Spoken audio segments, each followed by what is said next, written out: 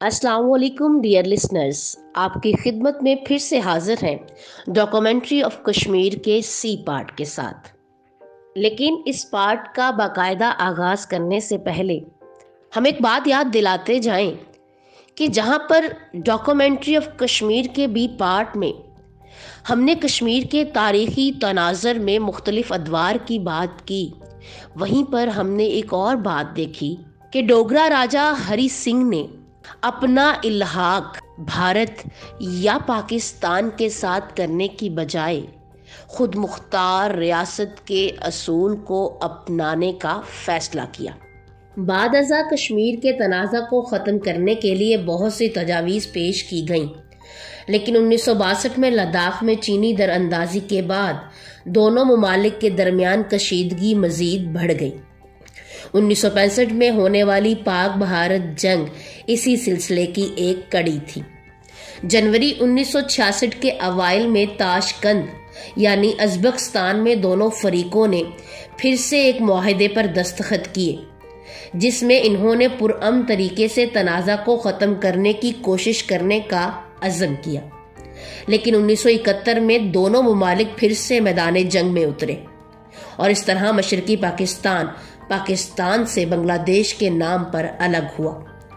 1972 में हिंदुस्तान के शहर शिमला में फिर से इन दोनों ममालिक के दरमियान एक मुआहिदा हुआ, जिस पर इस उम्मीद का इजहार किया गया कि अब इस खित्ते के ममालिक एक दूसरे के साथ अमन से रहेंगे। इस मुआहिदे का सेहरा जुल्फकार अली भुट्टो के सर जाता है, लेकिन 1970 में भुट्टो की गिरफ्तारी और 2 साल बाद उनकी फांसी की वजह से मसला कश्मीर एक बार फिर हिंदुस्तान और पाकिस्तान के दरमियान तनाज़ा की सबसे बड़ी वजह बन गया। 1980 के दिहाई के आखिर में और 2019 तक कश्मीर में भारतीय फौज की मौजूदगी का असल मकसद रियासत जम्मू कश्मीर की इंतजामी सालमियत को बुधमत लद्दाख के लिए हिंदुस्तानी मरकज के जेरे इंतजाम लाना था। लिहाजा जमहूरी अमल के जरिए पेशरफ्त ना होने से मायूस होकर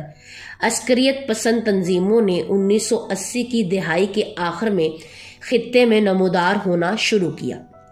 1990 की दहाई के अवाइल तक अस्करियत पसंदी एक शोरश की शक्ल इख्तियार कर चुकी थी। 1990 की दिहाई के वस्त में लड़ाई की सख्ती खत्म हो गई, हालांकि कभी कभार तशद्दुद होता रहा। मगरबी लद्दाख का कारगिल इलाका अक्सर सरहदी तनाज़ात का शिकार रहा, जिसमें 1999 का एक संगीन वाकया भी शामिल है, जिसे मार्का कारगिल के नाम से याद किया जाता है। 2004 में जंगबंदी का मुआहिदा तय पाया। इसके बाद खित्ते में कशीदगी कम हुई और हिंदुस्तान और पाकिस्तान ने अमूमी तौर पर मजीद खुशगवार ताल्लुकात और ज्यादा इलाकाई ताउन की कोशिश की। सरहद की दोनों जानब श्रीनगर और मुजफ्फराबाद के दरमियान 2005 में महदूद मुसाफिर बस सर्विस भी शुरू की गई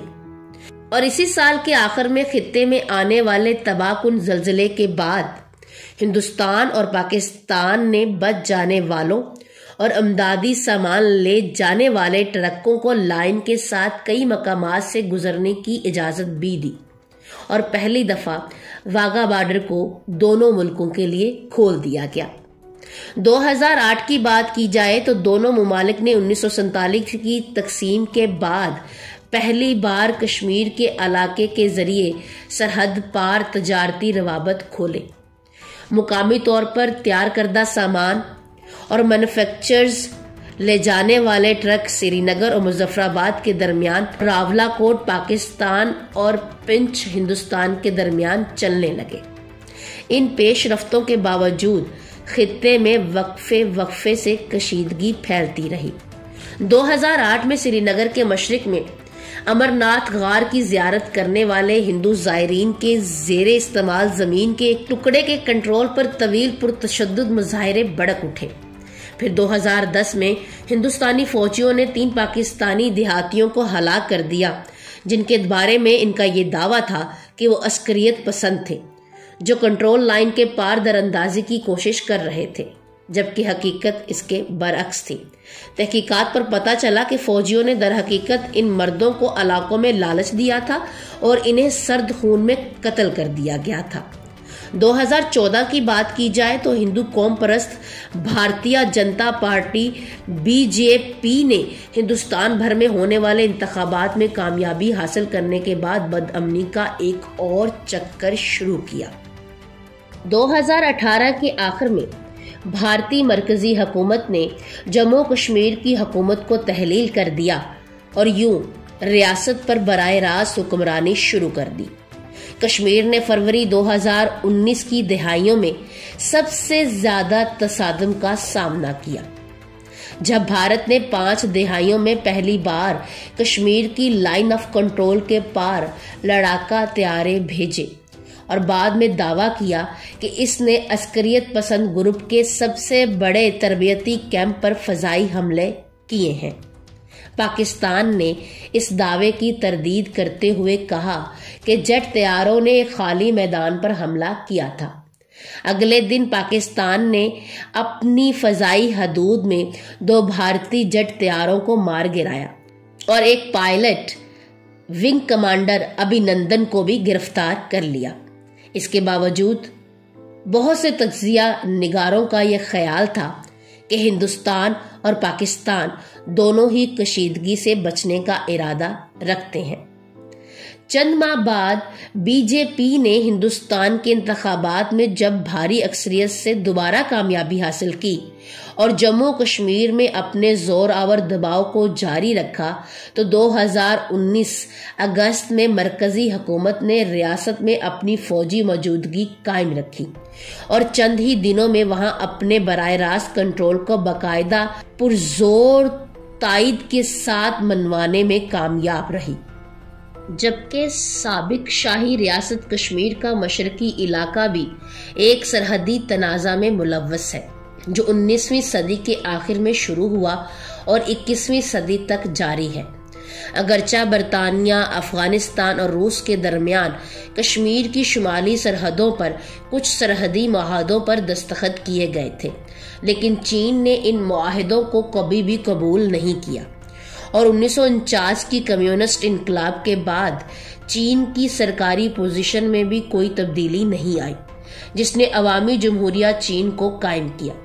1950 کی دہائی کے وسط تک چینی فوج لداخ کے شمال مشرقی حصے میں داخل ہو چکی تھی۔ 1956 سے 57 تک انہوں نے سنکیانگ اور مغربی تبت کے درمیان بہتر رابطہ فراہم کرنے کے لیے ایک سائی چن کے علاقے سے ایک فوجی سڑک مکمل کر لی تھی۔ ہندوستان کی سڑک کی تاخیر سے دریافت دونوں ممالک کے درمیان سرحدی جھڑپوں کا باعث بنی اور اکتوبر 1962 کی چین ہندوستان جنگ اسی بات کا ہی نتیجہ تھی۔ علاقائی تنازع میں یہ خطہ 3 ممالک میں منقسم ہے۔ پاکستان شمال مغربی حصہ، جس میں شمالی علاقہ جات اور کشمیر شامل ہے، یعنی پاکستان سالٹو رورج کے بالکل جنوب مغرب میں زیری علاقے کو کنٹرول کرتا ہے، جبکہ دوسری جانب ہندوستان وسطی اور جنوبی حصہ، جس میں جموں کشمیر اور لداخ شامل ہیں، یعنی ہندوستان سیاچن گلیشیئر کے زیادہ تر علاقے کو کنٹرول کرتا ہے جو سالٹو رورج سے گزرتا ہے، جبکہ تیسرا حصہ عوامی جمہوریہ چین کا شمال مشرقی حصہ ہے، جس میں ایک سائی چن اور ٹرانس کراکرم ٹریک شامل ہے جو عوامی جمہوریہ چین کے کنٹرول میں ہے۔ رقبے کے اعتبار سے بھارت متنازع علاقے کا 10,01,338 کلومیٹر پر اسکوائر یعنی 39,127 اسکوائر میٹر کو کنٹرول کرتا ہے، جبکہ پاکستان 85,846 کلومیٹر پر اسکوائر یعنی 33,145 اسکوائر میٹر کو کنٹرول کرتا ہے، جبکہ عوامی جمہوریہ چین بقیہ 37,555 کلومیٹر پر اسکوائر یعنی 14,500 اسکوائر میٹر کو کنٹرول کرتا ہے۔ جی ڈیئر لسنرز، تو آج کی اس ویڈیو میں ہم نے کشمیر کی کہانی کو مختصر طور پر آپ کے سامنے پیش کرنے کی ایک ادنا سی کوشش کی، مگر آپ کو بتاتے چلیں کہ دونوں ممالک یعنی پاکستان اور بھارت کے درمیان یہ تنازع مسئلہ کشمیر کے نام سے اقوام متحدہ کے میز پر آج بھی موجود ہے، مگر اب تک کوئی مؤثر حکمت عملی اختیار نہیں کی گئی۔ آج یوم یکجہتی کشمیر ہے۔ ہر سال 5 فروری کو یہ دن آزاد کشمیر سمیت پورے پاکستان میں بڑے جوش و خروش سے منایا جاتا ہے، اور آج کے دن پاکستانی عوام اپنے کشمیری بھائیوں سے اظہار یکجہتی کے لیے تجدید عہد کرتی ہے۔ جب خانہ سوزی، عقوبت خانوں کے تشدد، خواتین سے دست درازی، چھاپوں اور گرفتاریوں کے ذریعے کشمیریوں کی نسل کشی کی مہم شروع ہوئی تو ایسے مشکل حالات میں پاکستان کی عوام کشمیریوں کی آواز بنی، اور انہوں نے اپنی کشمیری بھائیوں کو تنہا چھوڑنے کی بجائے ان کی حمایت کا نعرہ بلند کیا۔ اسی نعرہ مستانہ کا نام یوم یکجہتی کشمیر ہے، لیکن محض اعلانات اور وعدے کافی نہیں ہیں، بلکہ ہمیں ٹھوس اقدامات کرنے ہوں گے۔ اس سلسلے میں قومی پالیسی کا احیاء کرتے ہوئے درج ذیل اقدامات کرنے کی ضرورت ہے۔ لہٰذا ضرورت اس امر کی ہے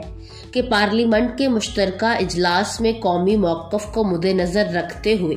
اور اقوام متحدہ کی تمام تر قراردادوں کی پاسداری کرتے ہوئے کشمیریوں کے حق کے خود ارادیت کی بھرپور حمایت کی جائے، اور پاک بھارت مذاکرات میں مسئلہ کشمیر کو ترجیحی بنیادوں پر زیر بحث لایا جائے، اور اس مقصد کے لیے کشمیری قیادت کو بھی شامل کیا جائے۔ بھارت کی ہٹ درمی، انسانی حقوق کی سنگین پامالی، بالخصوص 10,000 شہداء کی گمنام قبروں کی دریافت، وہاں مسلط شدہ کالے قوانین اور بلا اشتعال سیز فائر لائن پر فائرنگ، آزاد کشمیر اور پاکستان میں راہ کی تخریب کاریوں جیسے مذموم اقدامات کو بے نقاب کرنے کے لیے بین الاقوامی اداروں کو جگایا جائے۔ اقوام متحدہ، OIC اور دیگر بین الاقوامی سیاسی اور انسانی حقوق کے اداروں میں اس مقدمے کو پیش کیا جائے۔ آزاد جموں کشمیر اور گلگت بلتستان کو ایک سیاسی نظام کے تحت تحریک آزادی کا حقیقی بیس کیمپ بنایا جائے، لیکن ان سب کے لیے ایک مضبوط اسلامی اور جمہوریہ پاکستان کی تشکیل وقت کی اہم ضرورت ہے۔ اسی لیے داخلی انتشار سے نجات دلانے اور یہاں ایک صحیح اسلامی فلاحی جمہوری مملکت قائم کرنے کے لیے ٹھوس اقدامات کیے جائیں، تاکہ پاکستان تحریک آزادی کا حقیقی پشتیبان بن سکے، کیونکہ فرد قائم ربط ملت سے ہے تنہا کچھ نہیں، موج ہے دریا میں بیرون دریا کچھ نہیں۔